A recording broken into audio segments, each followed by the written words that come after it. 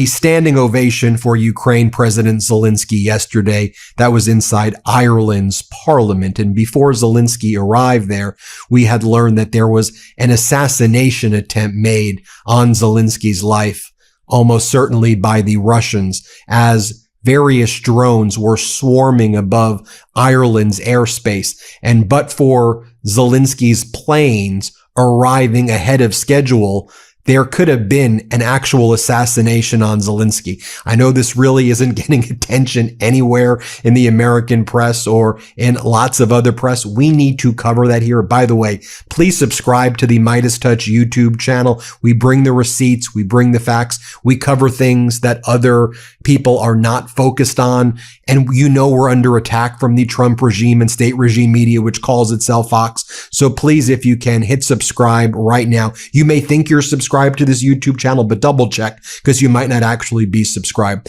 So here's what happened yesterday. Shortly after a plane carrying Ukrainian President Zelensky landed in Dublin, Ireland on Monday, a group of 4 large unidentified military-style drones entered the no-fly zone and began circling over Dublin International Airport, according to the reporting by the Telegraph. Sources are reporting that the drones would have been directly in the flight path of the plane carrying Zelensky if it had not taken off and landed in Dublin ahead of schedule, with officials in Ireland and Europe calling it an act of hybrid warfare and a possible assassination attempt against the president of Ukraine, almost certainly from Russia. After circling over the airport for a short time, the drones flew east, orbiting over a warship with the Irish Navy that had been secretly deployed to the Irish Sea ahead of the visit by Zelensky. So with that potential assassination attempt on Zelensky, what is the United States doing? What is the Trump regime doing? Well, they're lifting sanctions from Russia, and they're encouraging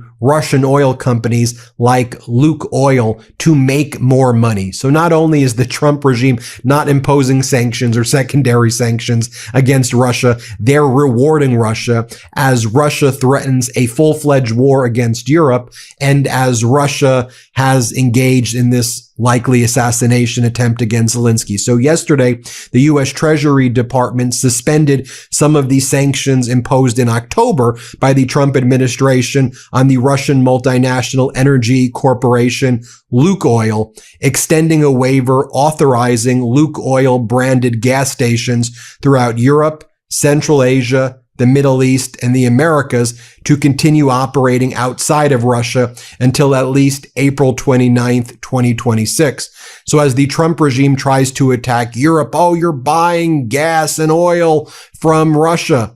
Really, the main countries in Europe that are buying oil from Russia at this point are Hungary, which is Orban, and Slovakia. Putin allies who Donald Trump supports. And so this is all just BS pretext for Donald Trump to try to attack Ukraine and to try to attack and undermine NATO and undermine Europe. I'm going to show you that speech that Zelensky gave in a moment in Ireland. Wow, was it powerful. But before that speech, you had Putin warning Europe that Russia is ready for a full-fledged war against all of Europe. And this is as Zelensky saying that Russia plan with the United States is a plan for surrender and that Ukraine is not going to agree to it at all.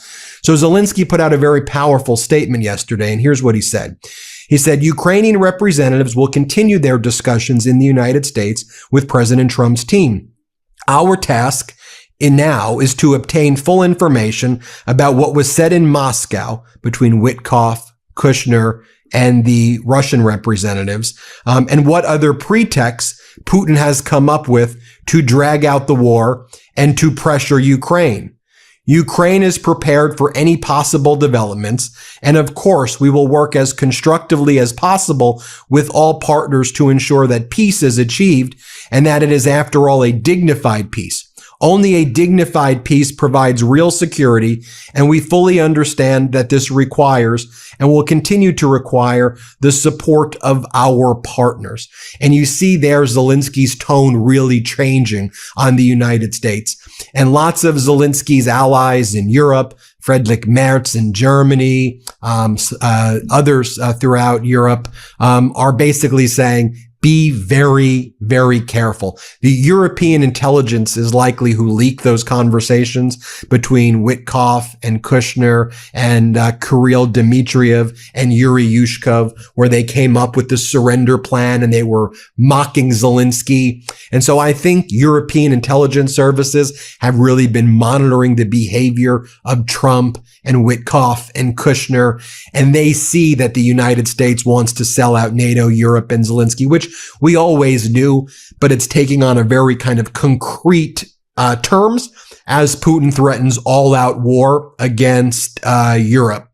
In summary, the Ukrainian president, Volodymyr Zelensky, has really condemned political violence after the arrest of a suspect accused of attempting to assassinate Donald Trump, a suspect reported to have previously traveled to Ukraine. The Kremlin called the event a sign of rising U.S. election tension, warning that playing with fire has consequences.